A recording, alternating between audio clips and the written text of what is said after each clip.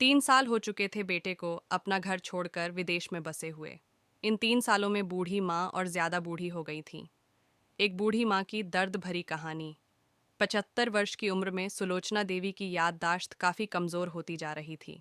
उन्हें रोजमर्रा की चीजें याद न रहती, लेकिन जो उन्हें हमेशा याद रहता वह था उनका बेटा। दिन हो या रात, एक पल भी ऐसा ना होता जब उन्हें अपने बेटे की याद ना आती। दूसरी तरफ बेटा था जो साल भर में एक आध बार अपने माँ को फ़ोन कर लिया करता और 1-2 मिनट से ज़्यादा बातें भी ना किया करता। फिर भी यह बूढ़ी माँ टकटकी लगाए अपने बेटे का इंतज़ार करती रहती। एक दिन बेटे का विदेश से फ़ोन आया। हेलो, हेलो, सुन रही हो ना माँ? अनिल बोल रहा हूँ, तुम्हारा बेटा। कैसी हो माँ? मैं मैं ठीक हूँ बेटा। तुम, बहू और मेरा पोता कैसा है? माँ ने पूछा। सब अच्छे हैं माँ। मैं अगले हफ्ते गांव आ रहा हूँ माँ, तुम्हें लेने। अब हम सब साथ में ही लंदन में रहेंगे माँ। तुम्हारी बहू कह रही थी माँ को यहाँ पर लेकर आओ, बेचारी अकेली वहाँ परेशान होती होगी, बेटे ने कहा। माँ की बूढ़ी सूखी आंखें आंसुओं से भीग गईं।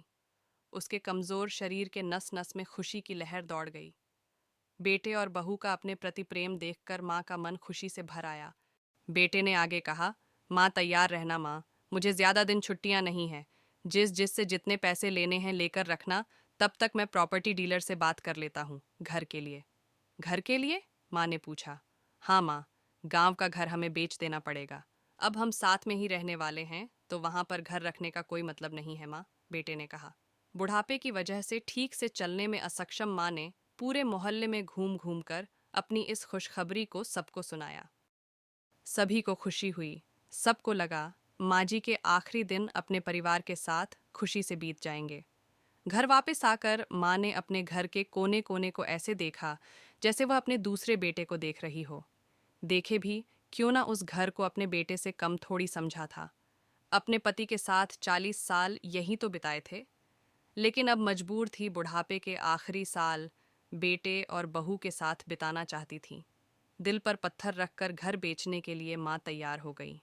आनन फानन में बेटे ने घर को आधे दामों पर बेच दिया। माँ ने ज्यादा नहीं, लेकिन जिन चीज़ों से दिल लगा था उन चीज़ों को समेटा और बेटे के साथ टैक्सी में बैठकर एयरपोर्ट के लिए चली गई। एयरपोर्ट पर आकर बेटे ने माँ से कहा, माँ, तुम यहाँ बेंच पर बैठो, मैं सामान और बोर्डिंग पास की जांच करा कर आता हूँ। वहाँ वक्त लगता है और खड़ा रहना पड़ता है, तुम्हें तकलीफ होगी। तुम यहीं आराम करो। मैं यूं गया और यूं आया। माँ बेंच पर बैठ गई और बेटा अंदर चला गया। काफी समय हो गया बेटा वापस नहीं लौटा। माँ सोचने लगी, ज्यादा भीड़ होगी इसलिए देर लग रही होगी। अंधेरा होने को आया, अब तो लोगों की चहलकदमी भी कम होने लगी। माँ को अब चिंता होने लगी। एक कर्मचारी ने आकर पूछा, किससे मिलना है माँ जी आपको? यहाँ पर क्यों बैठी है? डरती हुई आवाज में सुलोचना देवी बोली, मैं, मेरा बेटा अंदर सामान की जांच कराने गया है। लंदन जा रहे हैं हम। क्या नाम है माँ जी आपके बेटे का? कर्मचारी ने पूछा। अनिल नाम है मेरे बेटे का, सुलोचना देवी ने बताया। कर्मचारी अंदर गया और थोड़ी देर बाद बाहर लौटा। उसने सुलोचना देवी से कहा, माँ जी, लंदन जाने वाली फ्लाइट तो दोपहर में ही जा चुकी है और आपका बेटा भी उस फ्लाइट में बैठकर लंदन जा चुका है। अब आपके यहाँ बैठने का कोई मतलब नहीं है। आप भी अपने घर चली जाइए। क्या जा चुका है? और मैं घर जाऊं? घर? माँ की आंखों से आंसुओं के सैलाब उठने लगे।